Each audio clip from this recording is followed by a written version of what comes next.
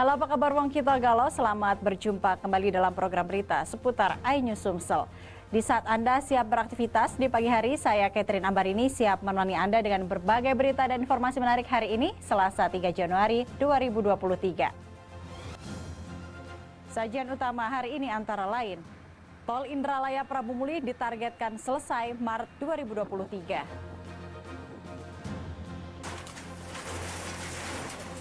Prajurit TNI Angkatan Laut bersihkan puing sisa kebakaran.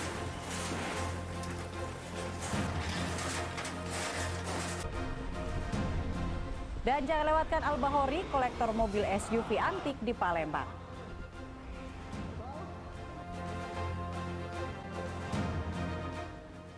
Pemirsa, inilah seputarannya Sumsel selengkapnya.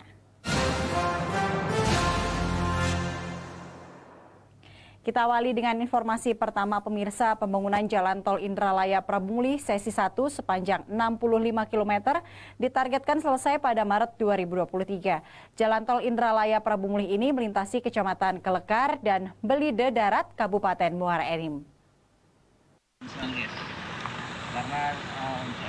Progres pembangunan Jalan Tol sisi 1 Indralaya Prabu Mulih yang melintasi 2 kecamatan di Kabupaten Muara Enim saat ini sedang berlangsung pengerjaan. Progres pengerjaan Jalan Tol Indralaya Prabu Mulih ini masih dalam proses pengerjaan fisik, pengerasan, dan pengaspalan dan sudah mencapai 80% termasuk pembangunan rest area di kilometer 56. Tol Indralaya Prabu Mulih ditargetkan selesai pada Maret 2023 dan bisa beroperasi Lebaran Idul Fitri mendatang. Sementara untuk progres Tol Prabu Mulih Muara Enim baru mencapai 8%. Yang progres yang sesi 1 Pak? Semua. Sudah sekitar hampir 80%. Kalau target selesainya kapan ini Pak? Target selesai perkiraan Maret 2023. Berarti Lebaran sudah bisa lintas. Insya Allah. Pejabat Bupati Muara Enim, Kurniawan, yang meninjau langsung proses pembangunan Jalan Tol Indralaya Prabu Mulih berharap pembangunan 2 ruas tol selesai sesuai target untuk memperlancar arus kendaraan lintas kabupaten. Kita melihat kesiapan tol yang katanya rencananya di Januari sudah bisa fungsional. Ternyata masih ada beberapa kendala. Oleh sebab itu tadi kita lihat dan oleh sebab itu nanti kita sudah mulai bisa memetakan terkait dengan lalu lintas antara Muara Enim dan Palembang. Jadi nanti posko-posko mana ataupun jalur-jalur mana yang mengurangi uraian kemacetan tentunya.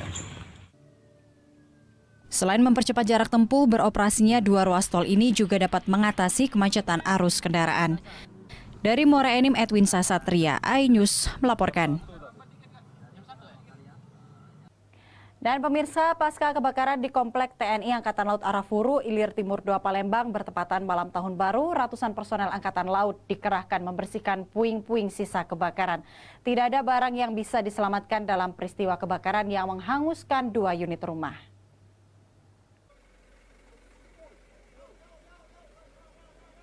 Hanya tersisa puing reruntuhan akibat kebakaran yang menghabiskan 2 rumah di lingkungan komplek perumahan TNI Angkatan Laut di Palembang. Pasca kejadian, 100 personel Angkatan Laut dikerahkan membersihkan puing-puing sisa kebakaran. Tidak ada barang yang tersisa bisa diselamatkan. Secara gotong royong, personil mengangkut sisa barang yang terbakar, diantaranya sisa kayu reruntuhan, atap seng dan barang-barang lainnya diangkut menggunakan truk milik TNI Angkatan Laut. Rencananya 2 rumah yang terbakar akan direhab. Dari hasil pemeriksaan pasca kebakaran, bangunan tersebut sudah tidak memungkinkan untuk dibenahi. Selain bangunan yang sudah tua, dampak dari kebakaran bisa menyebabkan bangunan runtuh. Untuk memilih aman, bangunan tersebut dirobohkan dan akan dibangun lagi untuk segera ditempati. Sesuai perintah pimpinan TNI Angkatan Laut, tim fasilitas pangkalan TNI Angkatan Laut sudah melakukan pengukuran lahan serta perhitungan pembangunan untuk membangun rumah tersebut. Kebakaran yang menghanguskan 2 bangunan rumah di Komplek TNI Angkatan Laut Arafuru, Jalan Mayor Laut Wiratno, Kelurahan Sungai Buah, Kecamatan Ilir Timur 2 Palembang terjadi saat malam pergantian tahun. Tidak ada korban jiwa dalam peristiwa ini. Dari Palembang, Firdaus, iNews melaporkan. Ya pemirsa, demam bola masyarakat pasca Piala Dunia masih terasa di Kelurahan Talang Kelapa, Alang-Alang Lebar, Palembang. Turnamen sepak bola digelar sebagai hiburan rakyat sekaligus ajang silaturahmi antar masyarakat pencinta sepak bola.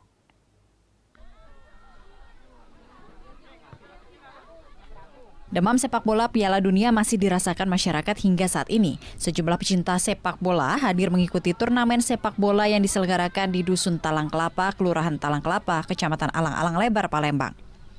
Dengan segenap keahlian menggiring dan menguasai bola, para pemain berlaga berusaha mencetak gol untuk menjadi pemenang dalam turnamen yang digelar tahunan di Dusun Talang Kelapa ini. Turnamen ini menjadi ajang hiburan rakyat dan pecinta sepak bola. Masyarakat antusias hadir dan bergembira menyaksikan pertandingan yang diikuti para pemuda dari Kecamatan Talang Kelapa. Selain sebagai ajang hiburan rakyat dan silaturahmi, turnamen sepak bola ini juga untuk menjaring atlet sepak bola usia muda sebagai pemain yang mungkin akan ikut bergabung dalam kesebelasan Palembang Football Club. Terkhususnya kalau untuk di wilayah kami di RT 14 sangat antusias, Pak. Ya, seluruh warga mensupport dan mendukung untuk kegiatan ini, dan kami berharap kepada pihak-pihak terkait untuk terus memfasilitasi dan memberi peluang kepada seluruh masyarakat, khususnya anak-anak muda, untuk mengembangkan bakatnya di bidang olahraga. Mensupport untuk masyarakat ini sangat terhibur kan. Dengan adanya laga ini kan mempererat silaturahmi antara kita olahraga, khususnya bola kaki. Masih demam Piala Dunia juga ya, masih mungkin ya? Iya, masih bawaannya. Masih bawaannya ya. Masyarakat berharap turnamen ini terus digelar agar menciptakan keakraban para pencinta sepak bola dan masyarakat pecinta sepak bola sebagai prajut tali silaturahmi antara masyarakat di Kelurahan Talang Kelapa, Kecamatan Alang-Alang Lebar, Kota Palembang. Dari Palembang, Muhammad Riza Fahlevi, iNews melaporkan. Libur Tahun Baru 2023 di Kota Pagar Alam, sejumlah toko oleh-oleh khas Pagar Alam ramai dipadati wisatawan dari luar daerah. Produk khas Pagar Alam, kopi dan teh jadi buruan wisatawan.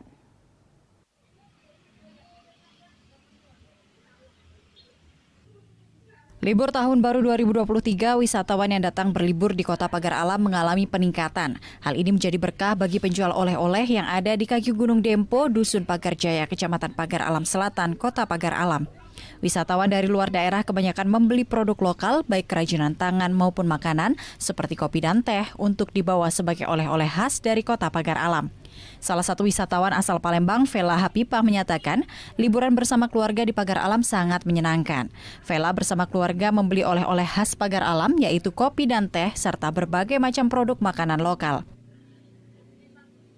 Alhamdulillah, liburan di Pagar Alam sangat menyenangkan, yaitu kami mengunjungi banyak tempat wisata yang ada di Pagar Alam. Setelah kami berlibur, kami tidak lupa membeli oleh-oleh.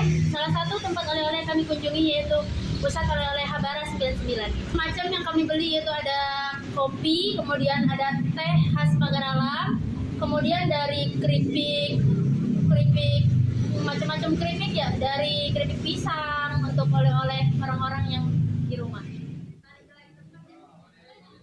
Salah satu pemilik toko oleh-oleh, Sri Herliana, menyatakan musim libur Tahun Baru di Pagar Alam saat ini ramai pembeli. Kebanyakan wisatawan dari luar daerah membeli produk khas Pagar Alam seperti kopi dan teh. Selain itu, makanan keripik khas Pagar Alam, yakni keripik kopi, banyak dicari wisatawan dari luar daerah. Ini banyak wisata dari luar. Mereka mencari produk-produk UMKM Kota Pagar Alam di pusat oleh-oleh seperti kopi, teh, bandrek, dan cemilan keripik beraneka ragam keripik. Luar biasa peningkatannya dibanding hari biasa karena begitu banyak mereka berkunjung sini dan pembeli juga meningkat dibanding hari biasanya. Dengan ramainya wisatawan yang datang ke Kota Pagar Alam musim libur tahun ini, geliat perekonomian masyarakat meningkat, baik para pedagang maupun pemilik tempat wisata. Dari Kota Pagar Alam, Yudi Faifman, iNews melaporkan. Ya pemirsa, ada tradisi unik yang dilakukan petani di Kabupaten Oki, yakni menangkap tikus sawah bersama-sama. Tradisi yang diberi nama gebrak tikus ini dalam upaya para petani membasmi hama tikus.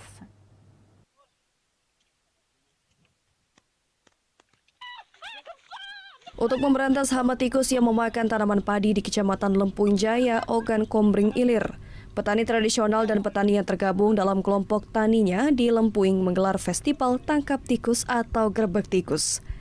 Bagi kelompok tani yang paling banyak menangkap tikus, itulah yang dinyatakan sebagai pemenang. Hadiah yang diberikan berupa alat pertanian, pupuk, dan sejumlah kepentingan pertanian lainnya. Hal ini dilakukan oleh panitia desa untuk menyambut tahun panen, di mana tikus yang merupakan musuh terbesar petani di Lempuing harus diberantas. Untuk menyemangati hal tersebut, petani diajak untuk memberantas tikus secara bersama-sama. Berapa banyak, Pak, tikus yang kita dapatkan, Pak? Banyak, 500-an. 500-an ya? Berapa kelompok, Pak, yang turun dia? 5 kelompok. 5 kelompok ya. Jadi setiap kelompok bisa dapat 100 lebih bisa lah. Perkiraan Pak.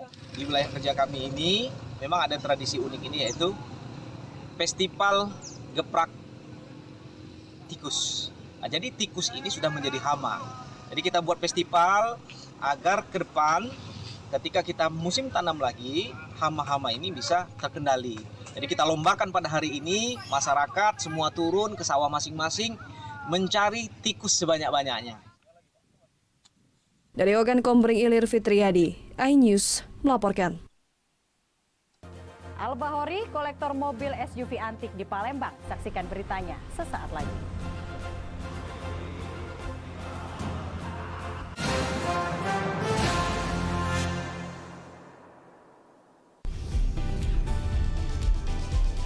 Atika Hasiholan yang lagi seneng banget karena ibunda Ratna Sarumpait akhirnya bebas bersyarat. Kali ini Ruben akan melaporkan oknum yang dianggap menghina Betan dan Thalia Onsu. Digelar di kediaman Jennifer, pasangan ini sampai merogoh kocek ratusan juta rupiah demi menggelar pesta meriah.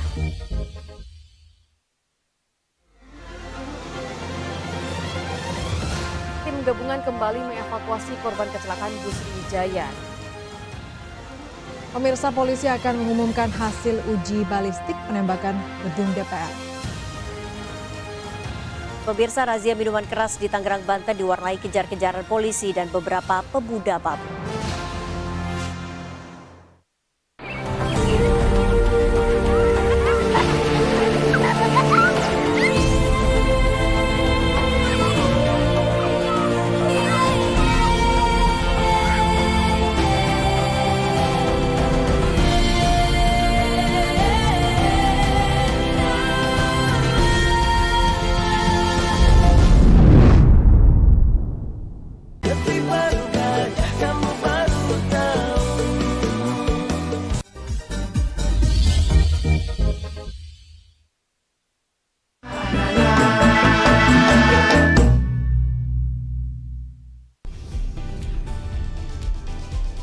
Atika Hasiholan yang lagi seneng banget karena ibunda Ratna Sarumpait akhirnya bebas bersyarat. Kali ini Ruben akan melaporkan oknum yang dianggap menghina Betan dan Thalia Onsu. Digelar di kediaman Jennifer, pasangan ini sampai merogoh kocek ratusan juta rupiah demi menggelar pesta meriah.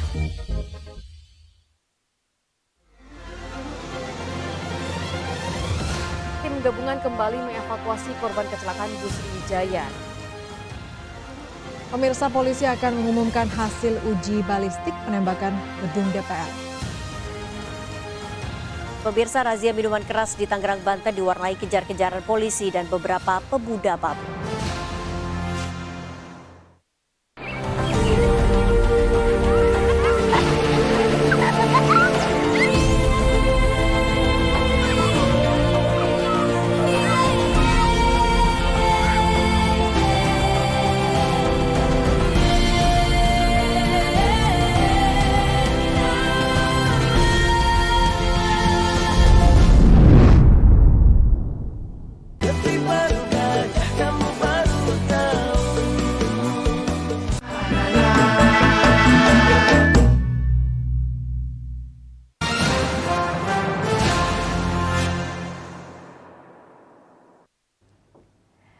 Terima kasih.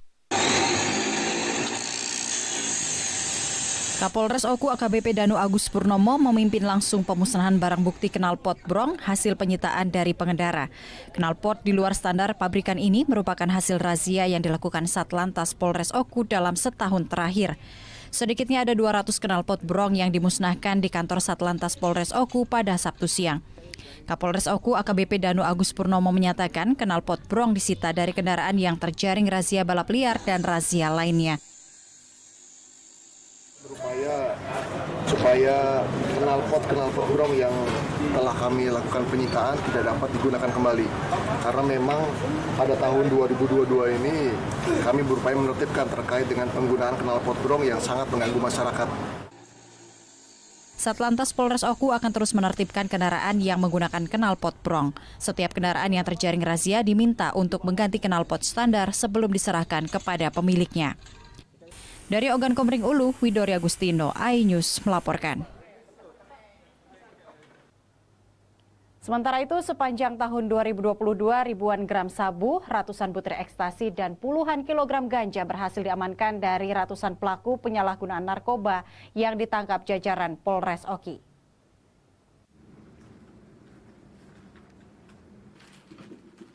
Sepanjang tahun 2022, Polres Oki berhasil menangkap sedikitnya 101 pelaku penyalahgunaan narkoba. Kesemuanya sudah diproses dan ditindaklanjuti. Dari ratusan pelaku narkoba tersebut berhasil disita dan diamankan berbagai barang bukti, diantaranya narkotika jenis sabu sebanyak 3.608 gram. Kemudian 100 butir narkotika jenis ekstasi dan 25 kg narkotika jenis ganja. Penyebab penyalahgunaan narkoba ini sendiri yakni akibat pergaulan masyarakat dan juga kurangnya pengawasan stakeholder yang ada. Penyalahgunaan narkotika sudah merambah ke semua lapisan masyarakat sehingga polisi harus ekstra keras memberantas narkoba yang menjadi musuh masyarakat dan juga musuh bangsa. Luasnya wilayah Kabupaten Oki diakui Kapolres Oki AKBP Dilianto menjadi salah satu kendala dalam pemberantasan narkoba karena memerlukan waktu dan peralatan saat menuju lokasi. Mengingat Kabupaten Oki diantaranya merupakan daerah perairan. Pada tahun 2022 ini kita berhasil menangkap dan memproses kurang lebih 101 pelaku penyalahgunaan narkoba. Kemudian kita berhasil menyita dan mengamankan kurang lebih 3.608 gram narkoba jenis sabu-sabu, kemudian 100 butir narkoba jenis ekstasi. Di tahun 2023 ini, jajaran Polres Oki akan tetap berkomitmen memberantas penyalahgunaan narkoba. Dari Ogan Komering Ilir, Fitriadi, iNews melaporkan. Pemirsa, mobil jenis sport utility vehicle seperti Jeep dan hardtop ternyata banyak menarik minat kolektor mobil yang ada di tanah air. Mobil SUV jenis Jeep dan hardtop yang diproduksi pada era tahun 70-an hingga tahun 80-an paling banyak dicari kolektor. Harganya di kalangan kolektor mobil bahkan bisa menembus angka miliaran rupiah.